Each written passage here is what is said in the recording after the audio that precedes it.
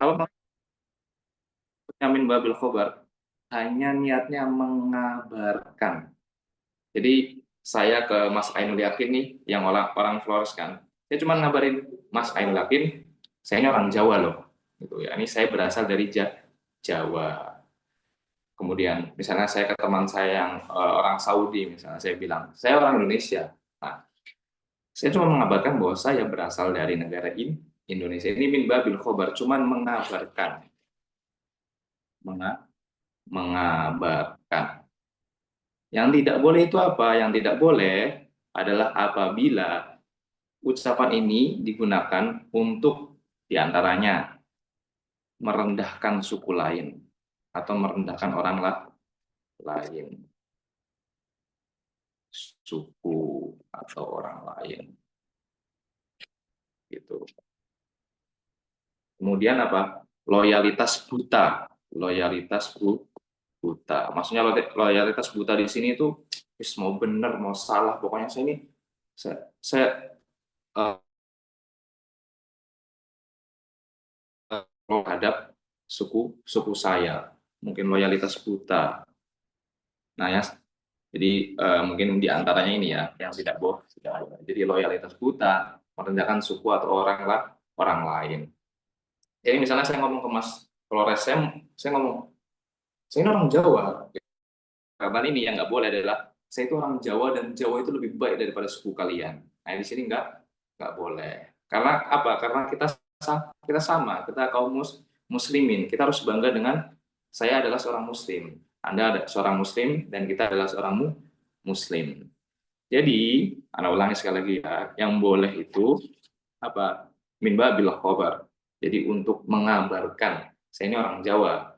Cuma untuk mengabarkan, tidak ada maksud yang jelek di situ. Tapi kalau maksudnya sudah jelek, nah, merendahkan suku atau orang lain, loyalitas buta, benar atau salah pokoknya, membangga-banggakan diri, menganggap martabat orang yang tidak sesuku dengan kita itu lebih rendah dan lain semisalnya, ini tidak diperbolehkan. Karena kita semua sama dalam Islam dan kita adalah ikhwanul muslimin, kita saudara dalam Islam. Coba sebelum Ana lanjut ya, Ana sedikit tes dulu tadi. Ayo Mas Ainul Yakin, ulangi penjelasan Ana tadi. Bagaimana yang boleh Baik, dan bagaimana yang tidak. Seruan ini yang dibolehkan adalah seperti ucapan saya orang Jawa. Nah, itu dibolehkan ketika dalam bab mimba bil khobar, cuma mengabarkan saya. Contohnya, akhi ini saya orang Jawa, itu maka dibolehkan. Namun yang tidak dibolehkan adalah ucapan ini, yaitu ketika beliau mengabarkan, namun ada unsur-unsur seperti merendahkan orang lain, merasa bahwa sukunya itu lebih baik, ya, lebih baik daripada yang lainnya, atau loyalitas buta. Masya Allah, barakallahu fiik. Mungkin Bu Ica bisa mengulang. Ini cukup penting ya, anak terbesit dan mau coba menekankan supaya nggak salah paham. Bu Ica bisa? Yang apa tadi? Di sini lagi ada nikahan, jadi berisik banget suaranya. Nah, bisa diulang? Perkataan saya orang Jawa atau saya orang Madura, saya orang Batak, itu bagaimana yang boleh dan bagaimana yang tidak? Yang boleh itu hanya mengabarkan saya orang Jawa. Mengabarkan saya orang Jawa. Yang tidak boleh fanatik buta terhadap kesukuannya. Jadi merendahkan suku yang lain. Masya Allah, barakallahu fiik. Terakhir Mas Rio. Iya, sudah dijelaskan. Ayo coba dijelaskan ulang. Maksud dari saya orang Melayu yakni min babil khobar, dengan maksud untuk hanya mengabarkan saja, bukan untuk merendahkan suku lain atau loyalitas buta atau paling unggul di suku-suku yang lain, San. Betul. Baik, santap, Masya Allah, barakallahu fikum. Barakallahu fikum. Itu jadi sedikit penekanan tentang bab maja'a fil khuruj an da'wal Islam. Bab tentang penjelasan keluar dari seruan Islam, keluar dari seruan Islam. Karena loyalitas itu hanya terhadap keislaman. Selain itu, kita cuman ya Allah ciptakan kita ini kan bermacam-macam. Allah ciptakan kita bermacam-macam, beraneka ragam, bersuku-suku, berbangsa-bangsa. Kita boleh mengabarkan bahwasanya saya ini dari suku A, suku B dan lain semisalnya. Tapi untuk loyalitas buta atau merendahkan suku lain dan semisalnya itu tidak diperkenankan. Itu dari segi syariat maupun dari segi duniawi, misalnya kita pikirkan mudaratnya tentu sangat banyak. Mudaratnya sangat banyak. Misalnya sampai mungkin akan perang antar suku atau lain semisalnya, itu bisa jadi karena kita terlalu loyalitas buta, mungkin bisa anak-anak bahasakan bahasa atau yang semisalnya. Wallahu ta'ala a'lam. Dan kita lanjut ke bab selanjutnya, insya Allah kurang lebih ada 4 bab terakhir yang ini juga dalilnya juga lumayan. Kita akan coba selesaikan dalam pertemuan kali ini, insya Allah bisa. Kita coba dengan ringkas saja insya Allah. Yang pertama, babu qaulillahi ta'ala ya ahlal kitab lima tuhajjuna fi Ibrahim ila qaulihi wa ma kana minal musyrikin. Seperti biasa kita langsung masuk ke syarahnya aja ya. Apa sih maksud dari bab ini? Apa yang ingin Syekh berikan dari bab ini? Bayanu anna ma'alal bid'ah raghbatu sahibiha 'anil Islam. Penjelasan bahwasannya bid'ah itu ujung-ujungnya menyebabkan apa? Raghbatu sahibiha 'anil Islam. Kebencian pelakunya terhadap Islam. Jadi bid'ah itu menyebabkan ujung-ujungnya apa? Seseorang itu membenci Islam. Nah, kemudian di sini mungkin akan Anda baca sekilas. Fayakunu li syiddati 'uluqihi biha an yattakhidha dinan siwal Islam.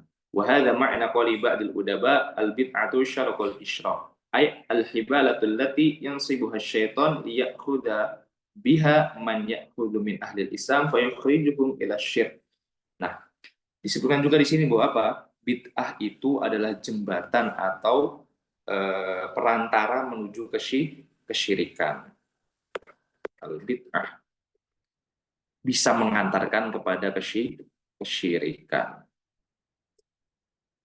Kalau langsung contoh gampangnya mungkin kuburan ya, sesuatu yang dilakukan di kuburan. Oh mungkin dimulai dari nggak langsung menyembah kuburan, tapi dimulai dari apa? Oh ini kuburannya orang soleh, harus kita Harus kita bangunkan bangunan di atasnya, harus kita percantik dan lain semisalnya. Itu kan masih ranah-ranah bid'ah kan, masih ranah-ranah bid'ah. Tapi nanti di situ syaitan bermain, mewas-waskan, yang lama-lama menjerumuskan kepada apa? Kepada kesyirikan, yang mana ujung-ujungnya disembah. Setelah dibangun kuburan yang cantik dengan bangunan yang sedemikian rupa, kemudian ujung-ujungnya disembah. Itu penjelasan bahwasanya bid'ah itu bisa menjerumuskan kepada kesyirikan. Faizayyinu lahum bid'ah awalan. Nah, setan itu menghiasi bid'ah bagi mereka. Fa idza tahattaku fiha wa takaththaru minha tahawwalu ila syirki wal kufri. Nah, apabila bid'ah ini banyak terus dilakukan, berubah menjadi kesyirikan dan kekufuran. Seperti yang tadi kita contohkan terhadap contohnya kuburan. Wa idza aradta an tubsira hadza bi'ainin basiratin mil al-ufuqi fandur ila mubtada'i syirki al-ibadah fa inna syirka al-ibadah bada'a fi hadhihi al-ummah bitasyini bid'ain tuj'alu li haula al-mu'azzamina min al-awliya'i wa ghairihim. Nah, seperti yang tadi kita jelaskan intinya. Pembahasan tentang menyembah menyembah para wali gitu, itu dimulai dari cuman melakukan bid'ah terhadap kuburan mereka atau yang semisalnya. Tsumma tahattaka an-nasu fi tilkal bid'i wasdadu minha hatta hassana lahum syaitan al-wuqu'a fi syirk al-akbar wa khuruj 'anil Islam. Wal bid'atu qantaratu asyirk. Bid'ah itu adalah jembatan menuju ke syirik. Al bimbang zilatil jisri alladhi yurqa 'alaihi lil wusuli ila syirki wal kufri. Tapi ini pembahasan bahwasanya bid'ah itu apa? Ujung-ujungnya mengantarkan seseorang menjadi membenci Islam ataupun apa melakukan kesyirikan. Kita masuk ke dalil pertama. Wa dalilu al-awwal qauluhu ta'ala ya ahlal kitab lima tuhajjuna fi Ibrahim. Tuhajjuna fi Ibrahim. Nah, maksudnya di sini adalah annal yahuda wan nasara lamma tafarraqu wa ikhtalafu, bahwasanya orang Yahudi dan Nasrani itu ketika mereka berpecah belah dan berselisih, raghibu an millati Ibrahim, mereka membenci apa? Membenci agamanya Nabi Ibrahim. Wa mithluhum, dan seperti mereka siapa? Al-mukhtalifuna fi hadzal ummah. Orang-orang yang berpecah belah dan berselisih di umat ini. Jadi persis seperti mereka gitu. Yang mana mereka termasuk apa? Kaum ahlul bid'ah. Fa innahum bima sana'u yakaduna yarghubuna an hadzal din. Nah, orang-orang yang melakukan bid'ah ini dengan apa yang mereka perbuat, mereka itu lama-kelamaan atau seakan-akan mereka itu benci dengan agama Islam. Iyalah, kalau mungkin kita bisa jelaskan dengan bahasa anak, mungkin dengan bahasa lain, orang yang melakukan bid'ah itu malah membenci sunnah. Jadi yang zikir-zikir misalnya yang nggak disyariatkan itu malah dianggap bagus, sedangkan zikir-zikir yang disyariatkan malah ditinggal atau dianggap asing. Ini apaan sih? Dan lain semisalnya. Buat dalil tsani, dan dalil yang kedua, wa may yarghabu an millati Ibrahim illa man safiha nafsah. Dan orang yang membenci milah Ibrahim, agama Ibrahim itu tidak lain dan tidak bukan apa? Man safiha nafsah. Orang yang bodoh, membodohi dirinya.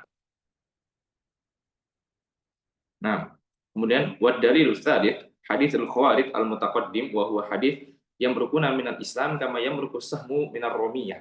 Mereka keluar dari Islam sebagaimana anak panah itu keluar atau tidak mengenai sasarannya. Nah, mereka melakukan kebid'ahan dan lain semisal, melakukan hal-hal yang tidak berasal dari Islam. Fi muruqihim wa 'adami ruju' minal Islam li raghbatihim anhu bil bid'ah. Mereka itu keluar dari jalur Islam dan nggak kembali kepada Islam yang murni, yang sesuai sunnah. Kenapa? Di raghbatihim anhu, karena mereka membenci sesuatu yang malah disyariatkan gitu. Nah, wa dalilur rabi, dan dalil yang keempat, hadis bahwasanya Nabi Shallallahu Alaihi Wasallam bersabda, Inna ala Abi Fulan laisu li bi aulia. Sesungguhnya keluarga Abi Fulan itu bukanlah aulia bagi diriku. Tapi sini ada penjelasan dari Syekh al hadis wa huwa bihadzal lafzi la yujad, akan tetapi tidak ada dengan lafaz ini.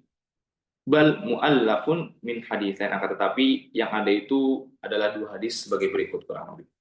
Haditsul awal, hadits Amr bin As, anna Nabi sallallahu alaihi wasallam qala, inna ala abi fulan laysu bi awliya, innama waliyullah wa salihu al-mu'minin wa ubhima fulan satran lahu wa li'adami al-hajati ila dzikri. Al-hadits tsani, hadits Mu'adz bin Jabal radhiyallahu anhu, anna Rasulullah sallallahu alaihi wasallam, inna awlan nasi bi al-muttaqun haitsu kanu man kanu. Nah, wal haditsul madhkuru 'inda al-musannif mu'allafun min hadaini al-haditsain. Dan maksudnya adalah apa?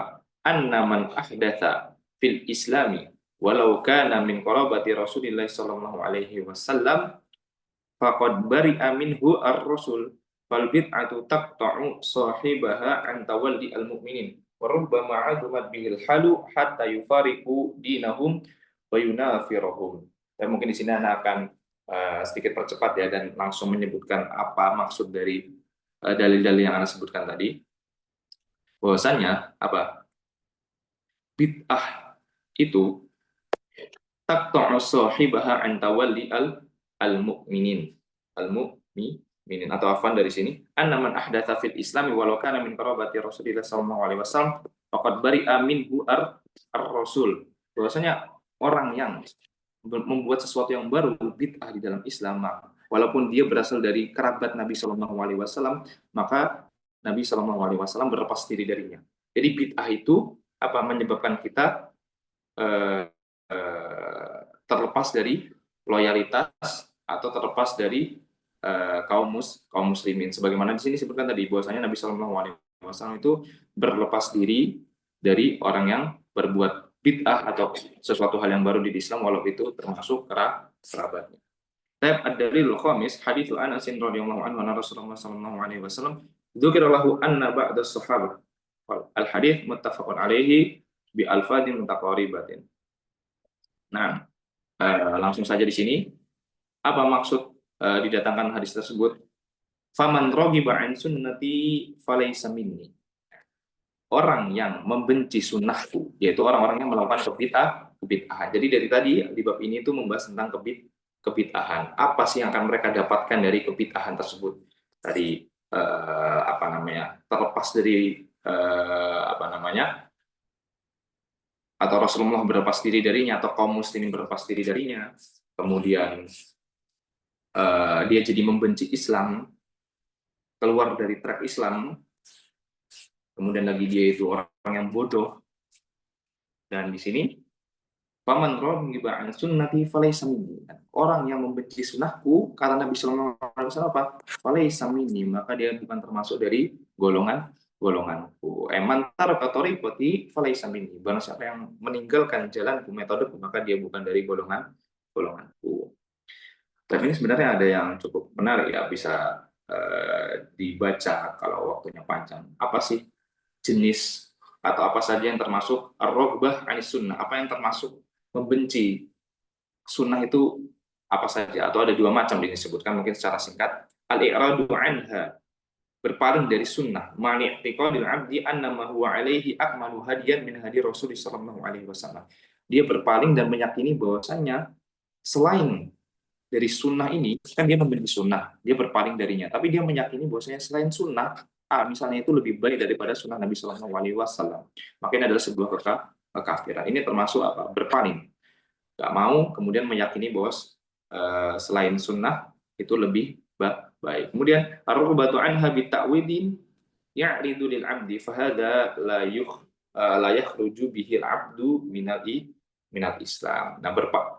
Nah, membenci di sini juga bisa apa? Dengan sebab takwil, dengan sebab takwil ya'ridu lil 'abdi, atau kita bisa bilang syubhat dia tidak melakukan sunnah itu terkena syubhat. Jadi bukan karena keyakinan bahwasannya selain petunjuk Nabi Shallallahu Alaihi Wasallam itu lebih baik. Maka ini secara hukum ya, ini dua jenis, maksudnya secara hukum. Di sini jenis yang ini adalah jenis yang tidak mengeluarkan seseorang dari agama Islam, karena dia tidak meyakini bahwa selain sunnah Nabi itu lebih baik, tapi dia melakukannya karena alasan lain. Baik, itu berkaitan dengan apa saja yang bisa didapatkan oleh pelaku bid'ah.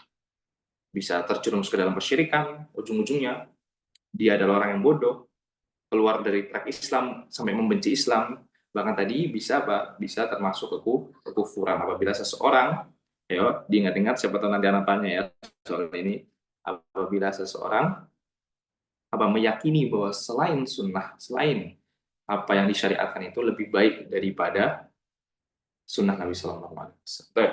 Kemudian selanjutnya, bab qaulillahi ta'ala fa'aqim wajhaka lid-dini hanifan fitratallahi allati fataran nasa 'alaiha. Ini bab berkaitan dengan istiqomah di dalam Islam. Istiqomah di dalam Islam. Lagi kita langsung masuk ke penjelasannya, dan ini cukup panjang, tapi kita coba usahakan. Maksud dari adanya bab ini adalah al-amru bil istiqomah 'alal Islam, perintah untuk istiqomah di atas Islam, wasabat 'alaihi, dan teguh di atasnya. Wa annahu dinul fitrah wa tahdhir minal bid'ah li'annaha taghyirun lahu wa wijajun anhu. Perintahnya fa'aqim wajhaka lid-dini hanifan, maka tujukanlah wajahmu untuk agama ini dengan lurus. Di sini apa maksudnya? Ma fihi minal amri bil islami al wajh lillah. Kita harus menundukkan wajah kita atau diri kita kepada Allah Subhanahu wa taala. Kemudian dalil yang kedua, wawassa biha Ibrahim bani. Nabi Ibrahim telah mewasiatkan dengannya anak-anaknya. Fi wasiat Ibrahim wa Yaqub alaihi wassalatu wassalam biluzumi al-Islam. Nah, Syekh mendatangkan ayat ini buat menunjukkan bahwasanya Nabi Ibrahim alaihissalam dan Nabi Yakub apa? Mewasiatkan keturunan untuk apa? Biluzumil Islam, untuk melazimi Islam, untuk berpegang teguh dengan Islam, hatal maut, sampai mereka meninggal dunia. Itu jadi kita harus istiqomah di atas Islam. Tadi kita diperintahkan untuk akim wajah kali dini hanifah, kita memaslahkan wajah kita, diri kita kepada Allah Subhanahu wa taala, menundukkan diri kita dalam keadaan yang lurus. Kemudian di sini disebutkan bahwasanya Nabi, bahkan Nabi Ibrahim, Nabi Yakub, mereka memerintahkan keturunannya untuk apa? Istiqomah di atas Islam. Buat dalil yang ketiga, tsumma auhayna ilaika anittabi' millata Ibrahim hanifah. Kemudian kami wahyukan kepada engkau apa? Untuk anittabi' millata Ibrahim hanifah, untuk ikutilah agamanya Nabi Ibrahim yang lurus. Ini jelas sekali perintah untuk mengikuti agamanya Nabi Ibrahim yang lurus. Saya ingat Anda di beberapa pertemuan terakhir pernah memberikan faedah kenapa disebutkan milah Ibrahim, kenapa nabinya itu disebutkan Ibrahim.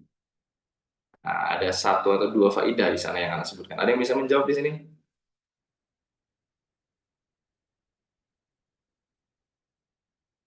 Sepertinya tidak. Langsung saja, lanjut terlebih dahulu. Anittabi' millata Ibrahim hanifan, untuk mengikuti agama Nabi Ibrahim yang lurus. Dalil Rabi, dalil yang keempat, dari Ibnu Mas'ud radhiyallahu anhu, anna Nabi sallallahu alaihi wasallam qala inna likulli nabiyyin wulatan minan nabiyyin wa fihi du'fun. Ini ada kelemahan pada hadis ini, ada kelemahan pada hadis ini. Mungkin kita lewati. Buat dalilul khamis, dalil yang kelima, hadis Abi Hurairah radhiyallahu anhu marfu'an, badal Islamu ghoriban. Islam itu mulai dalam keadaan asing. Islam itu mulai dalam keadaan asing. Maksudnya apa? Fi khabarihi sallallahu alaihi wasallam al-ghurbatil Islam fi tarafai ibtidaan wa intihaan. Islam bermula asing dan akan kembali asing. Jadi zaman dulu Islam itu terkesan asing di antara agama-agama atau ajaran-ajaran yang menyembah kepada sesembahan selain Allah. Islam muncul dan hanya menyerukan untuk menyembah kepada Allah Subhanahu wa taala, asing. Di zaman sekarang juga semakin asing atau kembali asing, yang tadinya sunnah dikenal, sekarang sudah mulai ditinggalkan atau banyak orang yang tidak tahu, sehingga orang yang mengamalkan sunnah itu terkesan asing di masyarakat. Nah, fi qabri sallallahu alaihi wasallam an gurbatil Islam fi tarafai ibtidaan wa intihaan. Haquqatil gurbah man sya'uhu madanu bihi min dinil Islam fa innahum infaradu an ghairihi istiqamatihim alaihi. Nah, dan orang yang bisa terus di atas Islam sampai dia terkesan asing gitu, adalah orang yang istiqomah di atas Islam, melazimi Islam. Dan dalil sadis hadits Abi Hurairah radhiyallahu anhu anna Rasulullah sallallahu alaihi wasallam qala innallaha la yanzuru ila ajsamikum. Ini hadis tentang bahwasanya Allah Subhanahu wa taala tidak melihat kepada jasad-jasad kita dan harta-harta kita, akan tapi Allah Subhanahu wa taala melihat kepada hati-hati kita dan amalan kita. Ma fihi anna mahala nadarillahi minal 'abdi wa qalbuhu wa 'amaluhu.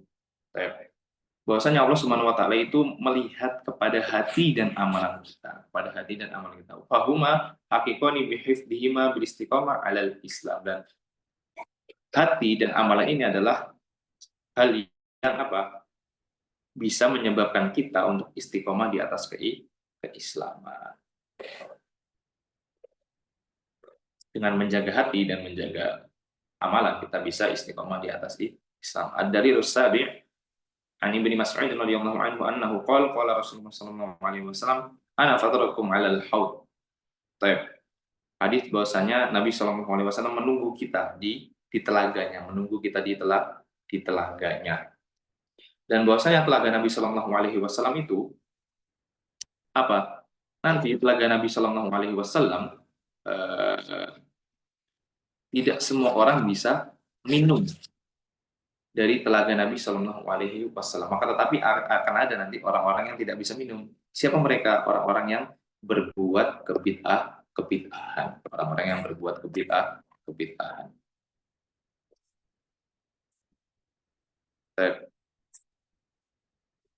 Nah, kemudian ada dalil tasih hadits bainama ana qaimun ila zumrah wa dilalatuhu ala maqsudi tarjamah kasabiqaihi fi dzikri su'i aqibi atau aqibati al-ihdath.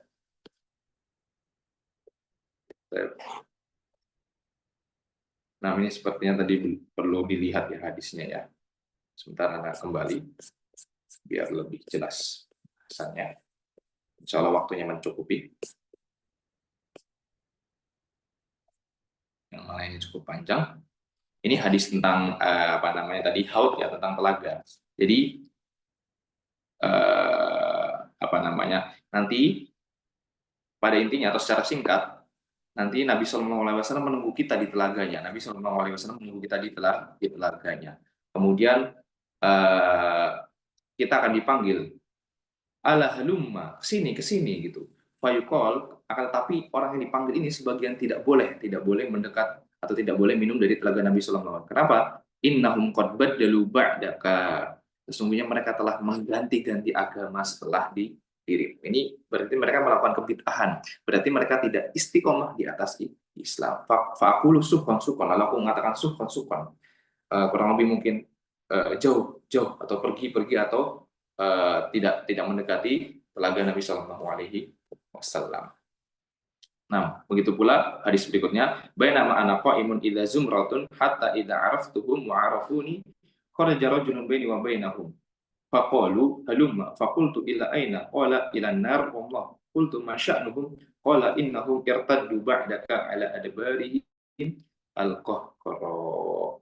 Nah, jadi nanti akan ada sekelompok orang yang mana mereka mengenali Nabi Shallallahu Alaihi Wasallam dan Nabi mengenali mereka. Jadi umatnya Nabi Shallallahu Alaihi Wasallam bisa kita bilang. Kharaja rajulun baini wa bainahum. Keluarlah seseorang di antara mereka dan mengatakan, "Halumma, ke sini."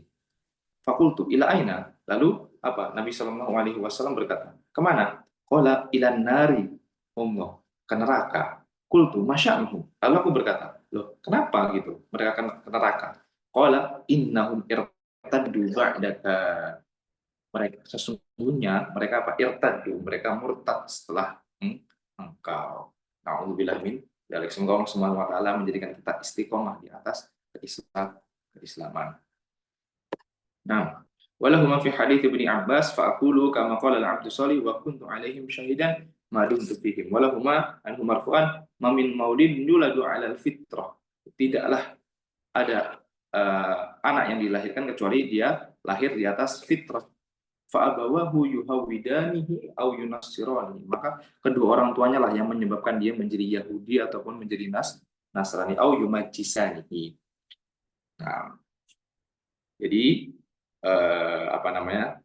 Setiap orang itu dilahirkan itu mereka mempunyai bekal sebenarnya, mempunyai bekal bahwasanya mereka di atas fitrah, di atas Islam. Tapi dengan faktor lain mereka bisa menjadi Nasrani, bisa menjadi Yahudi dan lain semisalnya. Nah,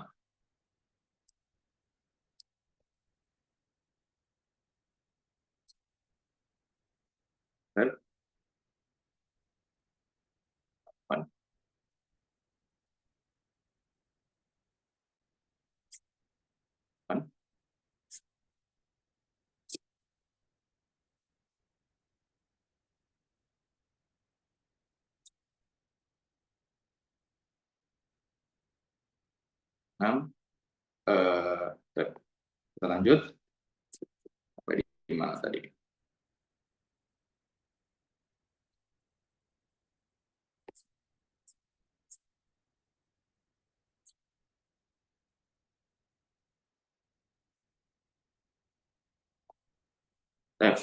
Ala kulli hal, kita lanjutkan ke bab selanjutnya saja.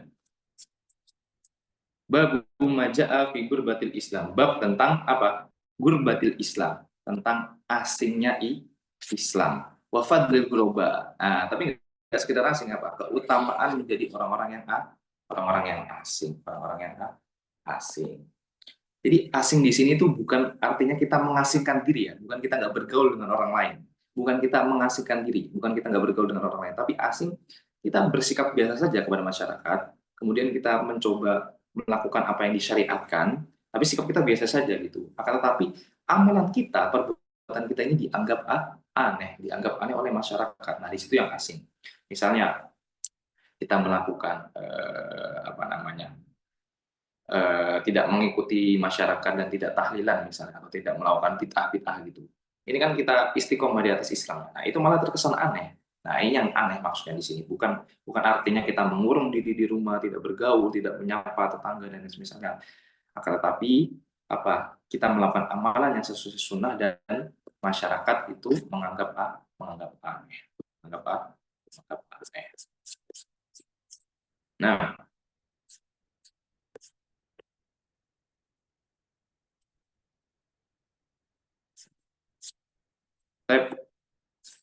dan yang pertama, kalau lakana minal quruni min qablikum ulu baqiyatin yahauna 'anil fasad. Bila tuh ala maksudi tarjamah fi qawlihi fi tamamiha illa qalilan mimman anjayna minhum. Fanaji qalil. Baik. Orang yang selamat itu adalah sedikit. Wal qalilu yakunu ghoriban. Dan orang yang sedikit itu akan menjadi asing. Wa najatuhum dalatun ala fadlihim. Dan keselamatan mereka itu adalah bukti dari keutamaannya. Famin fadlil ghurabai annahum humun najuna.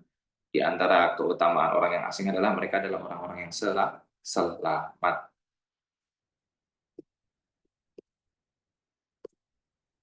Nah, kemudian selanjutnya ad-dalilus tsani hadits Abi Hurairah radhiyallahu anhu marfu'an badal Islam ghurib. Baik, sepertinya betul, kita kembali ke sini saja. Tadi mungkin terlewat di hadis yang pertama ini, falau lakana minal qurun. Seandainya orang-orang yang sebelum mereka itu yanhauna 'anil fasadi fil ardi, mereka melarang dari keburukan di muka bumi. Seandainya berarti mereka tidak melakukan hal tersebut. Akan tetapi ada yang selamat. Yaitu siapa tadi? Adalah orang yang ghuraba, orang yang asing, orang yang melarang dari kerusakan. Dan itu adalah orang yang sedikit. Nah, sedikit di situ berarti dia adalah orang yang asing. Kemudian selanjutnya, badal Islam ghoriban wa sayaudu qoriban kama bada. Islam itu datang dalam keadaan asing. Asing. Yang lain pada menyembah ini itu, Islam hanya menyembah Allah Subhanahu wa taala. Wa sayaudu ghoriban kama bada. Dan Islam akan kembali asing sebagaimana dia dimulai. Seperti yang saya sebutkan tadi, bukan mengasingkan diri, tapi kita terkesan asing. Padahal sebenarnya amalannya ini sudah ada dari dulu, cuman rasanya asing. Fatuba lil ghuraba, maka beruntunglah bagi orang-orang yang asing. Warawahul Imam Ahmad min hadits Ibnu Mas'ud wa fihi qila wa manil ghuraba qala an-nuza'u minal qabil. Wa fi riwayat al-ghuraba alladziina yasluhuna idza fasada an-nas. Nah, ini yang mungkin bisa dibilang banyak atau yang mudah dipahami. Al-ghuraba, siapa mereka orang-orang asing itu? Alladziina yasluhuna idza fasada an-nas. Mereka adalah orang-orang baik, orang-orang yang tetap beramal dengan amalan yang soleh, yang disyariatkan, yang di atas sunnah. Idza fasada an-nas, ketika manusia itu pada rusak. Jadi dia tetap baik ketika manusia rusak. Itu adalah orang-orang yang asing. Seperti yang bilang tadi, dalam sebuah kompleks misalnya A, B, C, dan D, mereka adalah orang-orang yang melakukan bid'ah atau sesuatu yang tidak disyariatkan. Kemudian muncul orang yang melakukan amalan yang hanya disyariatkan, yang sunnah, maka dia akan terkesan asing di sini. Yang lain X dia segitiga, terkesan asing. Fatuba yauma idzin lil ghuraba. Nah, ada juga hadis atau riwayat berbunyi tuba beruntunglah hari itu apa lil ghuraba orang-orang yang asing. Idza fasadan nas, apabila manusia rusak. Baik. Ini kurang lebih sama, cuman beda riwayat saja atau beda lafadznya. Tu balil ghuraba alladziina yuslihuna ma afsadan nasu min sunnati. Maka beruntunglah orang-orang yang apa asing, yaitu orang-orang yang memperbaiki apa yang dirusak manusia dari sunnahku. Jadi orang asing itu bukannya mengasingkan diri, tapi kita itu terkesan asing karena apa? Kita mempertahankan syariat Islam. Akan tetapi masyarakat tidak melakukan hal tersebut. Wallahu ta'ala alam. Tapi ini kemudian ada hadis yang cukup panjang juga. Nah, kita coba ambil inti-intinya ya.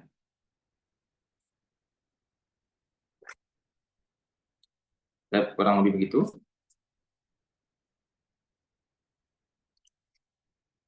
Kita coba ambil yang pendek saja untuk menghemat waktu. Yang lain mungkin bisa dibaca dan insya Allah sudah cukup jelas. Apa namanya? Kalau dibaca beserta artinya ya, yang di PDF yang sudah di-share oleh admin di situ bisa dibaca kembali. Ini ada yang pendek. Tu balil ghuraba, beruntunglah orang-orang yang asing itu siapa? Alladzina yatamassakuna bi kitabillah, orang-orang yang berpegang teguh dengan kitab Allah ketika ditinggalkan. Wa ya'maluna bisunnah hina tudfa, dan mereka mengamalkan sunnah ketika sunnah itu padam. Kita lanjut. Sepertinya ini adalah bab terakhir insyaallah taala. Bab at-tahdhir minal bid'ah. Bab peringatan, tahdzir, diperingati dari siapa? Dari kebid'ahan. Ini sudah sangat jelas ya, kita sering mendengar ya tentang kebid'ahan. Apa? Nah, pada hadis yang panjang ini yang usikum bitaqwallah, langsung masuk intinya, fa'alaikum bisunnati, maka wajib bagi kalian untuk berpegang teguh dengan sunnahku, wa sunnatil khulafa'ir rasyidin al-mahdiyyin min ba'di, dan sunnah khulafa'ir rasyidin setelahku, tamassaku biha, berpegang teguh dengannya, wa'addu 'alaiha bin nawajid, dan gigitlah dengan gigi geraham, wa iyyakum muhdatsati al-umur, dan hati-hatilah kalian dari perkara yang baru, fa inna kulla muhdatsatin bid'ah, sesungguhnya sesuatu yang baru itu adalah kebid'ahan, wa kullu bid'atin dhalal, dan bid'ah adalah kesesatan. Alhamdulillah min dzalik. Nah, an Hudzaifah radhiyallahu anhu qala kullu ibadatin yata'abbaduha ashabu Rasulillah sallallahu alaihi wasallam fala tata'abbaduha. Nah, ada sebuah perkataan dari sahabat Nabi sallallahu alaihi wasallam. Kita yang mengikuti jejak para salaf yang mengakui kita mengikuti sahabat, kita harus memperhatikan ucapan mereka juga, apa sih yang mereka maksudkan, atau bagaimana sih jalan mereka, yang mana mereka mengikuti sunnah atau mengikuti jalan Nabi sallallahu alaihi wasallam. Apa kata Hudzaifah? Kullu ibadah, setiap ibadah, la yata'abbaduha ashabu Rasulillah sallallahu alaihi wasallam, yang tidak dilakukan oleh para sahabat Nabi sallallahu alaihi wasallam, fala tata'abbaduha, maka janganlah kalian lakukan. Janganlah kalian lakukan.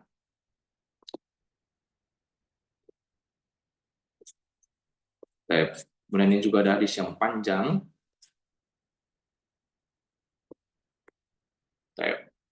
Jadi ini hadis adalah contoh kejadian di mana mereka melakukan sesuatu yang awal mulanya itu adalah sebuah kebid'ahan, sesuatu yang tidak dicontohkan. Bahkan ada para sahabat pun mereka masih melakukan hal tersebut. Jadi mereka menghitung takbir, tahlil, tasbih itu dengan hasona'uddu bihi. Mereka menghitung jumlah takbir, tahlil, dan tasbih mereka dengan kerikil. Jadi dihitung. Subhanallah, pakai kerikil dihitung. Nah, yang begitu saja itu sudah ada dari dulu. Mungkin kita agak familiar ya dengan hal ini, tapi itu sudah ada dari dulu. Bahkan di sini kata fa'uddu sayyi'atikum. Tapi ini adalah sebelum itu ini bukan hadis ya, ini tapi adalah perkataan salaf kita. Fa'uddu sayyi'atikum, maka disuruh hitung-hitunglah kejelekan kalian, dosa-dosa kalian. fa ana dhaminun alla yadhi'a min hasanatikum syai'. Aku jamin kebaikan kalian tidak akan hilang. Yahkum ya ummata Muhammad ma'as'ah halakatakum. Haulai ashabu Muhammadin bainakum mutawaffirun. Dia takjub. Mereka itu loh, sahabat Rasulullah SAW. Di antara kalian itu masih banyak. Kenapa kalian melakukan hal-hal ini? Hal-hal yang tidak mereka lakukan.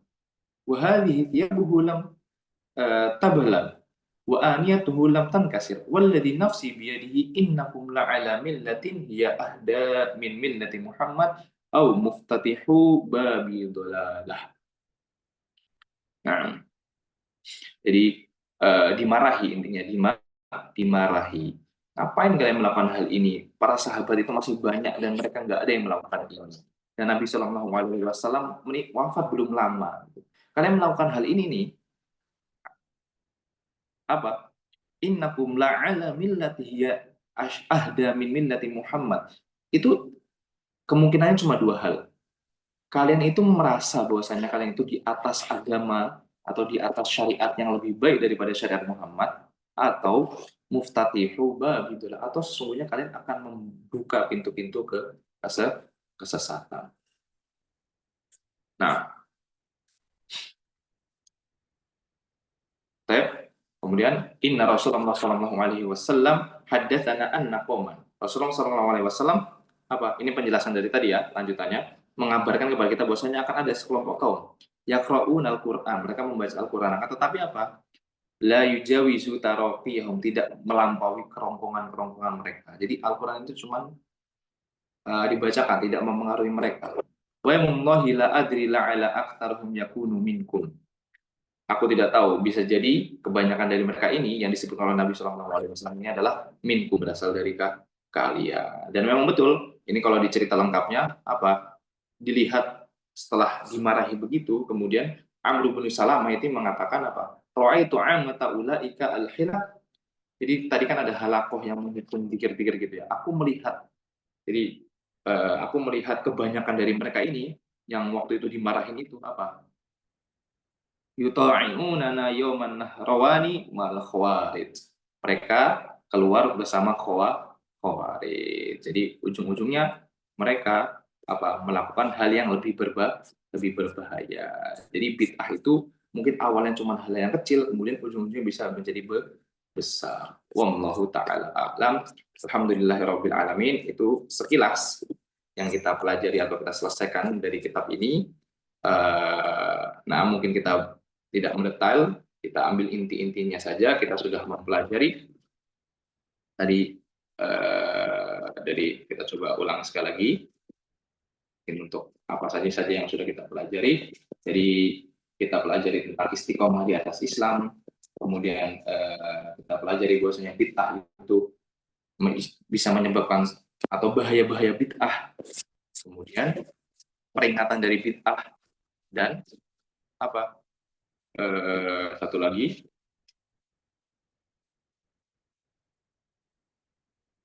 tentang penjelasan asingnya Islam. Wallahu ta'ala a'lam. Sampai di sini Ana buka sesi tanya jawab. Fadl, apabila ada yang bertanya. Ustadz izin bertanya. Nah, Fadl, Bu.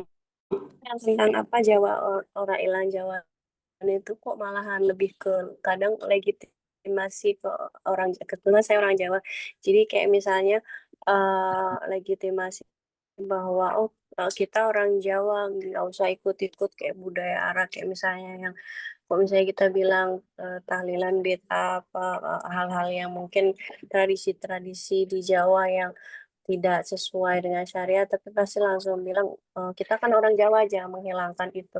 Itu bagaimana caranya biar maksudnya orang Jawa yang mungkin belum terlalu banyak belajar itu bisa sadar gitu bahwa hal-hal tersebut itu tidak sesuai syariat. Nah, ya, pertanyaan dari Wica, seringkali di masyarakat ini mereka mengungkapkan alasan, yang mana alasannya ini sebenarnya untuk menolak syariat kan, menolak syariat. Alasannya apa? Kita ini orang Jawa, kita nggak usah ikut-ikutan orang Arab. Begitu ya Bu ya pertanyaannya ya, kurang lebih. Iya, jadi kayak misalnya kok misalnya mereka ya bangga banget gitu, misalnya Jawa banyak tradisi-tradisi gitu, nggak usah yang terlalu fanatik agama gitulah. Gitu. Baik. Jadi kayak di agama di Jawa tuh kayak mix Islam plus klinik-kliniknya itu masih kan apa klinik Jawa apa kejawen gitu, Ustaz. Nah, baik. Jadi mungkin yang bisa kita lakukan adalah ini kita coba jawab. Pertama yang bisa kita lakukan adalah kita yang penting terus berusaha. Kita pelan-pelan berusaha semaksimal kita memasuki celah-celah yang bisa kita lakukan untuk menasihati, menasihati. Dan di antara nasihat yang mungkin bisa kita sampaikan adalah untuk memahamkan bahwasanya syariat-syariat yang ada ini bukanlah berasal dari kebudayaan bangsa Arab, bukan berasal dari kebudayaan bangsa Arab, akan tetapi Islam turun di Arab, iya, akan tetapi bukan dari Arab, gitu. Nah, untuk adat-adat yang ada di Jawa ini di antara nasihat yang bisa kita berikannya. Kita boleh melakukannya karena emang banyak adat, baik itu suku Jawa, suku Batak, suku ini, dan ini Allah berikan sebagai sebuah masya Allah keindahan gitu. Ada banyak sekali hal yang bisa kita nikmati berupa adat istiadat, baik itu adat kita sendiri ataupun adat suku lain yang bisa kita nikmati.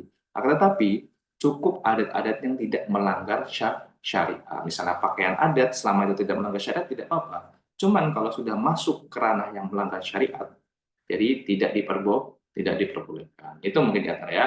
Jadi ikhtiar dari kita berusaha pelan-pelan. Yang penting kita berusaha. Kemudian di antara nasihat yang bisa adalah kita pahamkan bahwasanya syariat ini turun di Arab, iya. Akan tetapi dari Arab bukan. Dari Arab itu bukan. Kemudian untuk hal-hal yang berkaitan dengan adat istiadat itu boleh. Akan tetapi apabila bertolak belakang dengan Islam, dilarang oleh Islam, maka tidak diperkenankan. Karena agama Islam di atas suku, di atas bangsa, bahkan di atas negara kita. Wallahu ta'ala alam. Nah, mungkin Ya, terus yang kedua, jadi kan kebetulan saya sebenarnya dari SMP itu STK sampai SMP kan sekolah di Islam, tapi kenapa hal-hal kayak misalnya pembahasan tentang syirik bidah gitu baru digaungkan sekarang-sekarang sama ustadz-ustadz sunnah ya, maksudnya kayak dulu SMP ada pelajaran tauhid, tapi saya ingatnya nggak pernah ada pembahasan itu, bahkan saya baru tahu tentang bidah itu baru setelah kakak saya ngaji sunnah gitu. Itu kenapa? Apakah ilmu ini tuh disembunyikan sama generasi-generasi dahulu atau memang dakwahnya juga belum sampai ya, Ustaz? Nah, mungkin di antara jawaban yang bisa Anda berikan sependek pengetahuan Anda, bisa jadi pertama, ada banyak kemungkinan bisa jadi ini adalah dan iya emang benar ini adalah bukti asingnya Islam. Jadi sekitar kita itu malah pembahasan ini tuh nggak banyak digaungkan, asing gitu, asing. Kemudian yang kedua bisa bisa jadi kita berada di lingkungan yang asing ini, sedangkan berada di lingkungan yang tidak asing, yakni lingkungan masyarakat pada umumnya. Sedangkan kalau kita berada di lingkungan yang asing ini, yang mana dia di atas sunnah, maka akan dapat dengan mudah ditemui bahwasanya sejak kecil mungkin anak-anaknya akan diajarkan syariat Islam, tauhid, syirik. Tetapi inilah representasi asing di masyarakat. Jadi bahkan pembahasan kayak gini pun sedikit gitu loh. Bahkan pembahasan kayak gini itu pun sedikit. Wallahu ta'ala alam. Itu mungkin yang bisa Anda jawab untuk pertanyaan ini. Wallahu ta'ala. Jadi kalau disembunyikan tidak, tapi memang asing. Jadi di masyarakat umum itu bisa kita bilang susah kita temui. Tetapi ada. Wallahu ta'ala. Pertanyaan selanjutnya mungkin?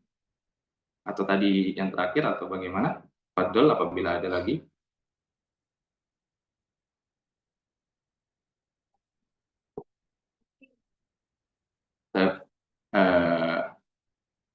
Kalau sudah, karena itu mungkin ya, dengan doa kafaratul majlis, jazakumullah khairan. Insyaallah pertemuan selanjutnya kita akan bahas kitab tauhid. Naktafi liqa'ana bidoa kafaratul majlis. Subhanakallahumma wa bihamdik, asyhadu an la ilaha illa anta, astaghfiruka wa atubu ilaik. Assalamualaikum warahmatullahi wabarakatuh. Waalaikumsalam warahmatullahi wabarakatuh. Jazakallah khairan Ustaz. Waalaikumsalam.